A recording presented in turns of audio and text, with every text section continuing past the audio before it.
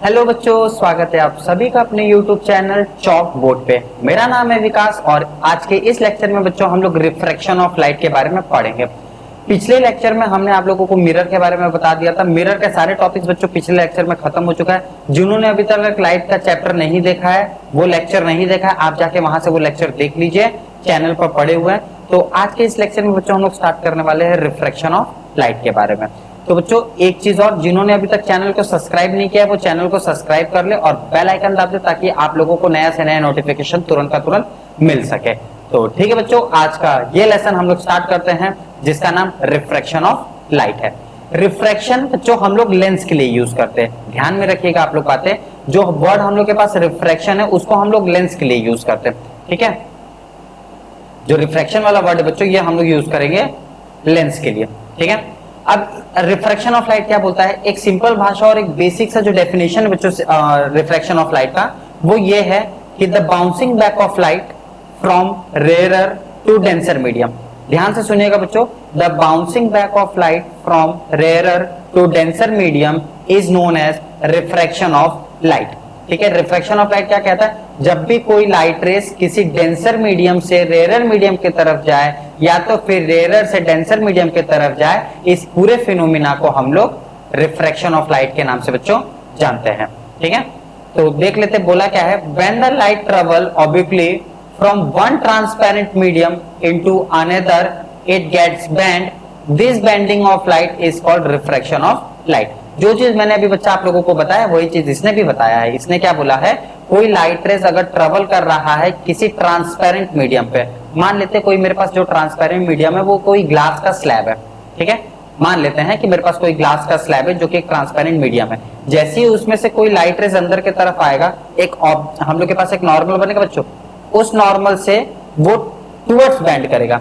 कब? जब रेयरर से डेंसर मीडियम की तरफ जाएगा, और जब आउटवर्ड नॉर्मल जाएगा तब जब डेंसर से रेयर की तरफ वापस जाएगा, ठीक है। हम आपको फिगर के साथ बता देंगे, आप लोग को अच्छी तरीके से समझ में बच्चों आ जाएगा। तो चलिए फिगर के साथ हम लोग इसको समझ लेते हैं।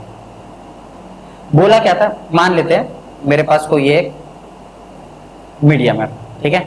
ये हम लोग के पास रेयरर मीडियम है और ये वाला बच्चों हम लोग के पास डेंसर मीडियम है, ठीक है।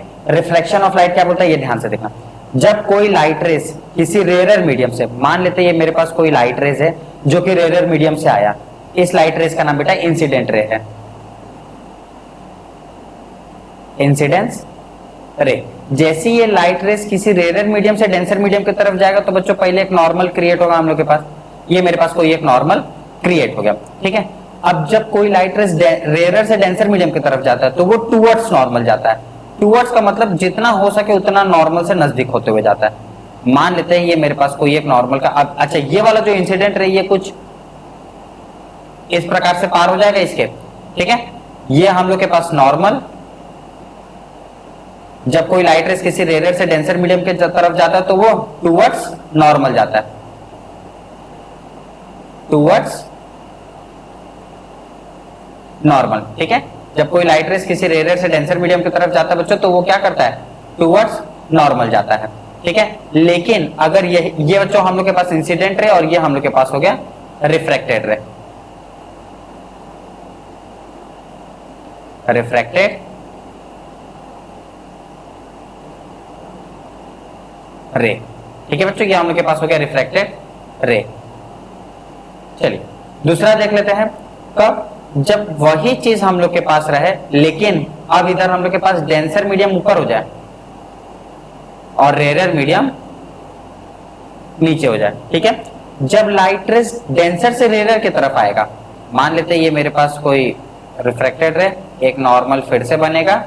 जब ये रेयरर डेंसर से रेयरर की तरफ जाता है तो बच्चों ये आउटवर्ड नॉर्मल चला जाता है, नॉर्मल से काफी ज्यादा दूर। एक समय के लिए नॉर्मल से और इसकी डिस्टेंस देख लीजिए और दूसरे समय नॉर्मल से और इसकी डिस्टेंस देख लीजिए, ठीक है। तो ये क्या करता है, आउटवर्ड नॉर्मल चला जाता है। क्लियर है बच्चों? जब कोई लाइट रेस किसी रेयरर से डेंसर की तरफ आता है तो वो टुवर्ड्स नॉर्मल जाता है, जब वही लाइट रेस डेंसर से रेयरर की तरफ जाता है तो आउटवर्ड नॉर्मल रे जाता है। देखिए यहां पर लिखा भी हुआ है, when the light travel from the rarer medium to the denser medium it bends toward normal, वो नॉर्मल की तरफ बेंड कर जाता है। When light rays travel from denser medium to rare medium it's bent away from the normal. ये क्या करता है, अवे, नॉर्मल से बहुत ज्यादा दूर हो जाता है। ठीक है बच्चों, क्लियर हो गया। रिफ्लेक्शन ऑफ लाइट क्या होता है, किसी को कोई भी डाउट तो हमसे पूछ लो। ठीक है बच्चों, रिफ्रैक्शन ऑफ लाइट में अगर किसी को कोई भी दिक्कत है बच्चों तो हमको तुरंत का तुरंत कमेंट करके आप बताइए। मेरे को नहीं लगता कि आप लोगों को कोई दिक्कत होगा। मैं एक बहुत अच्छी तरीके से एक और आप लोगों को मैं बता दे रहा हूं, जैसे refraction of light through a rectangular glass slab. चलिए कोई रेक्टेंगुलर मेरे पास ग्लास स्लैब ले लेते हैं। ठीक है, ध्यान से देखिएगा बच्चों, पहले फिगर के साथ समझा दे रहा हूं फिर उसके बाद डेफिनेशन समझा दूंगा। ये मेरे पास कोई रेक्टेंगुलर ग्लास स्लैब है। ठीक है, ये मेरे पास कोई रेक्टेंगुलर ग्लास स्लैब है।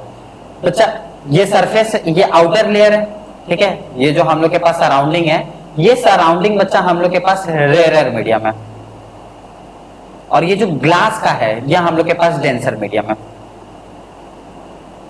मान लेते ये मीडियम हम लोग के पास M1 है, और ये वाला जो मीडियम है बच्चों ये हम लोग के पास M2 है। रेयर मीडियम जो है बच्चा वो एयर का मीडियम है, और जो डेंसर मीडियम है वो ग्लास का मीडियम है। मैंने आप लोगों को तीन चीज बताया, कुछ कुछ बुकों में कुछ कुछ चीजें दी हुई है, मैंने सारी बुकें पढ़ के और आप लोग को बहुत अच्छी तरीके से बता रहा हूं बच्चों। Rare medium, denser medium, M1, M2 और एयर का मीडियम और ग्लास का मीडियम, तो ये तीनों चीजें आप लोग अपने दिमाग में बसा के रखिएगा। चलो अब स्टार्ट करते हैं हम लोग का प्रोसेस। प्रोसेस क्या बोला, जब कोई लाइट रेस किसी रेयर से डेंसर की तरफ आएगा, अभी मैंने बताया था, मान लेते हैं मेरे पास कोई एक इंसिडेंट रे है, ठीक है, जो कि रेयर से डेंसर की तरफ जा रहा है, तो एक नॉर्मल क्रिएट होगा और ये क्या करेगा, टूवर्ड्स नॉर्मल होते जाएगा, नॉर्मल से जितना हो उतना नजदीक होते हुए जाएगा। ठीक है, जब अगर वही लाइट रेस जब डेंसर से वापस से रेयर की तरफ आए बच्चों, एक और हम लोग के पास नॉर्मल क्रिएट हो जाएगा, और ये क्या करेगा, आउटवर्ड नॉर्मल रेस चला जाएगा। ये बच्चों हम लोग के पास कौन सा रेस था, इंसिडेंट रे था ये हम लोग के पास, इंसिडेंस रे, ये हम लोग के पास रिफ्रैक्टेड रे, ये बच्चों, और ये वाला जो रे है हम लोग के पास, ये हम लोग के पास है बच्चों इमर्जेंट रे, इमर्जेंट रे। चलिए ये वाला बच्चा हम लोग के पास कुछ एंगल क्रिएट कर रहा है, मान लेते हैं इसका नाम एंगल आई रख लेते हैं। ये वाला हम लोग के पास बच्चा कुछ एंगल क्रिएट किया, मान लेते हैं इसका नाम एंगल आर रख देते हैं, angle of refraction, angle of incident. ये वाला भी हम लोग के पास कुछ एंगल क्रिएट कर रहा है, मान लेते हैं ये हम लोग के पास इमर्जेंट रे है, तो इसको एंगल ई के नाम से जान देते हैं। ठीक है बच्चों, क्लियर हो गया। किसी रेक्टेंगुलर ग्लास स्लैब से जो हम लोगों के पास रेज निकलता है, चाहे वो इंसिडेंट रे हो, चाहे वो नॉर्मल रे हो, या फिर हम लोग के पास रिफ्रैक्टेड हो, या तो हम लोग के पास इमर्जेंट हो, ये सारे के सारे प्लेन एक रेक्टेंगुलर ग्लास स्लैब से निकला हुआ है। ठीक है बच्चों, तो देख लेते बोला क्या है, जब भी कोई इंसिडेंट रे रेयर मीडियम से डेंसर मीडियम की तरफ आता है तो वो टुवर्ड्स नॉर्मल जाता है, अगर वही चीज डेंसर से रेयर की तरफ आए तो आउटवर्ड नॉर्मल रेस निकल जाता है। डेफिनेशन देख लेते हैं, डेफिनेशन क्या बोला है, when a light rays passes through a rectangular glass slab it get bends twice at the air glass interface and the glass air interface. जैसे एयर से ग्लास की तरफ जाता है या तो फिर ग्लास से एयर की तरफ आता है, ये दोनों तरीके से ये अपने आप को इंटरफेस काम पर लगा देता है। The emergent ray is parallel to the incident ray, it is this. अच्छा, इमर्जेंट जो रे है बच्चा वो पैरेलल होगा रिफ्लेक्टेड रे के। ये मेरे पास रिफ्लेक्टेड है, तो अगर ये कुछ जाएगा तो कुछ इस तरीके से जाएगा, मतलब ये और ये दोनों के दोनों एक दूसरे के पैरेलल हो जाएगा, और इसी पैरेलल को हम लोग डिस्प्लेसमेंट का नाम या तो फिर बच्चों डिस्टेंस का नाम जानते हैं। क्लियर है, कोई डाउट? ठीक है बच्चों, तो ये हम लोग के पास पूरा का पूरा जो लेक्चर है ये, तो बच्चों ये हो गया हम लोग के पास पूरा का पूरा refraction of light through a rectangular glass slab. Clear हो गया, ये भी डन। नेक्स्ट टॉपिक देख लेते हैं बच्चों, लॉज ऑफ रिफ्रैक्शन। याद करो रिफ्लेक्शन जो मिरर वाला टर्म था बच्चों, उसमें भी हम लोग के पास दो लॉ था, angle I is equal to angle R, और incident ray, normal and refracted ray all lies on the same plane. यहां पर भी बच्चों हम लोग के पास ठीक सेम टू सेम, जो उसका दूसरा लॉ था वो इसका पहला लॉ सेम टू सेम, लेकिन यहां पर हम लोग किसके लिए काम करेंगे, यहां पर काम करेंगे बच्चों हम लोग लेंस के लिए। बोला क्या है, द इंसिडेंट रे, रिफ्रैक्टेड रे and the normal to the interference of the two transparent medium at the point of incidence all lies in the same plane। कैसे? चलिए ध्यान से हम लोग देख लेते हैं। मान लेते हैं ये मेरे पास कोई एक एक्सेस है, ये हम लोग के पास हो गया बच्चों रेयर मीडियम, ये हो गया हम लोग के पास डेंसर मीडियम। कोई लाइट रेज इंसिडेंट रे इस पर पड़ा, एक नॉर्मल क्रिएट हुआ और ये टूवर्ड्स नॉर्मल गया, नॉर्मल से नजदीक होते हुए चला गया, हल्का सा बैंड होके। वही हम लोग के पास डेंसर मीडियम ऊपर के तरफ और रेयर मीडियम नीचे के तरफ। वापस से कोई लाइट रेज पड़ा, एक नॉर्मल क्रिएट हुआ और ये आउटवर्ड चला गया। तो पूरा का पूरा बच्चा एक ही प्लेन पर लाई किया, इंसिडेंट रे, रिफ्रैक्टेड रे और रिफ्रैक्टेड रे और इमर्जेंट रे, ये पूरा का पूरा बच्चा एक ही प्लेन पर लाई कर रहा है। तो ये हम लोग का कहलाएगा लॉज ऑफ रिफ्रैक्शन का पहला लॉ, जहां पर incident ray, normal and refracted ray all lies on the same plane. दूसरा देख लेते बच्चों, दूसरा उसने क्या बोला है, बोला है the ratio of sine of angle of I to the sine of angle of R is constant for the light of a given colour and for the given pair of medium. This law is also known as Snell's law. इस law को बच्चों हम लोग Snell's law के नाम से भी जानते हैं। कैसे? ध्यान से देख लेते हैं। बोला क्या है हम लोग के पास, मैं इसको पहले रफ कर दूं ताकि आप लोगों को अच्छी तरीके से दिख सके। चलिए, बोला क्या स्नेल्स लॉ क्या होता है?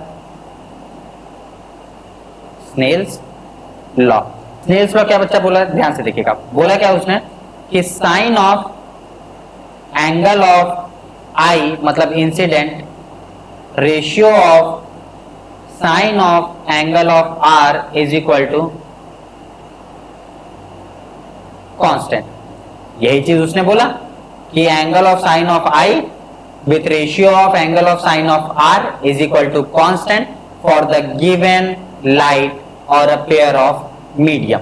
ठीक है, या तो कलर या तो किसी पेयर ऑफ मीडियम के लिए अगर हम लोग काम कर रहे हैं तो दो पेयर ऑफ मीडियम काम करता है, एक रेयर मीडियम काम करता है और एक डेंसर मीडियम काम करता है। तो जो बच्चों स्नेल्स लॉ कहता है उसका फॉर्मूला होता है that sine of I upon में sine of R is equal to constant. और जो हम लोग के पास बच्चों कांस्टेंट बनता है उसी कांस्टेंट को हम लोग रिफ्रैक्टिव इंडेक्स के नाम से भी,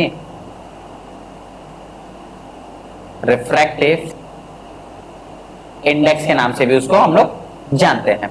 तो क्लियर हो गया बच्चों, लॉज ऑफ रिफ्रैक्शन क्या होता है आप सभी लोगों को क्लियर हो चुका है। नेक्स्ट टॉपिक पर चलते बच्चों। नेक्स्ट टॉपिक क्या होता है? नेक्स्ट ही टॉपिक हम लोग के पास रिफ्रैक्टिव इंडेक्स है। ठीक है, रिफ्रैक्टिव इंडेक्स क्या होता है ये थोड़ा सा ध्यान से समझ लिएगा।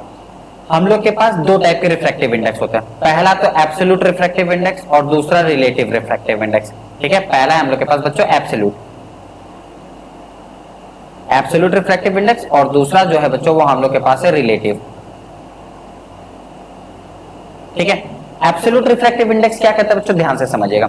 The absolute refractive index of a medium is the ratio of speed of light in air और vacuum to the speed of light in medium. बोला क्या है देखिएगा, रिफ्रैक्टिव इंडेक्स क्या बोला हम लोग के पास, speed of light in air और vacuum with ratio of speed of light in medium. जहां पर रिफ्रैक्टिव इंडेक्स को n से नापते हैं मतलब म्यू, ठीक है, is equal to c upon v, मतलब वैक्यूम और एयर विथ रिस्पेक्ट टू किसी मीडियम m1 या फिर m2 के। ठीक है, अब वो चाहे मीडियम रेयर हो या तो फिर डेंसर हो। ये तो बच्चा हो गया हम लोग के पास रिफ्रैक्टिव इंडेक्स, जहां पर एब्सोल्यूट रिफ्रैक्टिव इंडेक्स। अब रिलेटिव रिफ्रैक्टिव इंडेक्स देख लेते हैं। रिलेटिव रिफ्रैक्टिव इंडेक्स क्या कहता है, the relative refractive index of a medium 2 with respect to medium 1 is the ratio of a speed of light in medium with respect to speed of light in medium 1। ये बोलता है क्या है बच्चों, इसको हम लोग ध्यान से थोड़ा सा देख लेते हैं। बोला क्या उसने कि जो हम लोग के पास रिफ्रैक्टिव इंडेक्स है जिसको हम लोग म्यू से डिनोट करते हैं, या तो फिर इसको मीडियम 1 मीडियम 2 पर रखो, या तो फिर इस किसी किसी बुक में बच्चों ये तरीके से दिया रहेगा और किसी किसी बुक में with respect to 1 2, refractive index of 1 with respect to 2 या फिर refractive index of 1 with respect to 2। आप चाहे ऐसे लिखो या तो फिर ऐसे लिखो, दोनों से में कोई दिक्कत नहीं, कुछ कुछ बुकों में अलग दिया हुआ है। तो इसका जो फॉर्मूला बनता है वो बनता है बेटा speed of light speed of light in medium,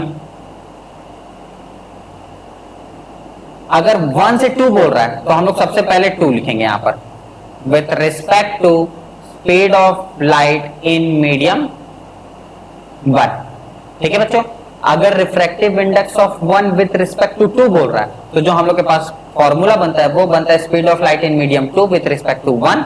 अगर यही चीज बच्चों हम लोग के पास उसने बोल दिया, अगर बच्चों उसने यही चीज बोल दिया कि हम लोग को रिफ्रैक्टिव इंडेक्स ऑफ 2 to 1 या फिर रिफ्रैक्टिव इंडेक्स ऑफ 2 to 1, तो इसका जो फॉर्मूला बनेगा वो बनेगा बच्चों स्पीड ऑफ लाइट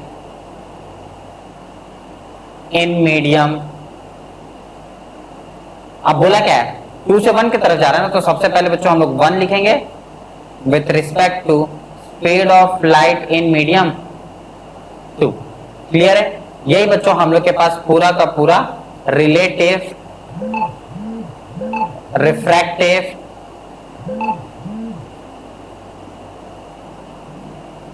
इंडेक्स। ठीक है, इसी को बच्चों हम लोग रिलेटिव रिफ्रैक्टिव इंडेक्स के नाम से भी जानते हैं।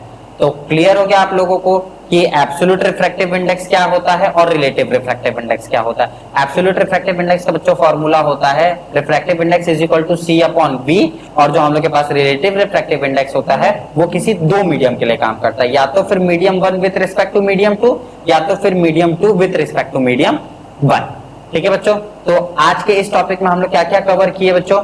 इस टॉपिक में आज के हम लोग कवर किए कि रिफ्रैक्टिव इंडेक्स क्या होता है, सॉरी आज के इस टॉपिक में हम लोग ने कवर किया रिफ्रैक्शन ऑफ लाइट क्या होता है। इसके बाद refraction of light glass slab से क्या काम करता है वो हम लोग ने किया, लॉज ऑफ रिफ्रैक्शन किया, उसके बाद हम लोग ने रिफ्रैक्टिव इंडेक्स कर लिया। तो ठीक है बच्चों, बस आज के लिए इतना ही। मिलते हैं फिर से आप लोगों से अगले लेक्चर में, तब तक के लिए आप सभी लोग पढ़ते रहिए और आगे बढ़ते रहिए। धन्यवाद।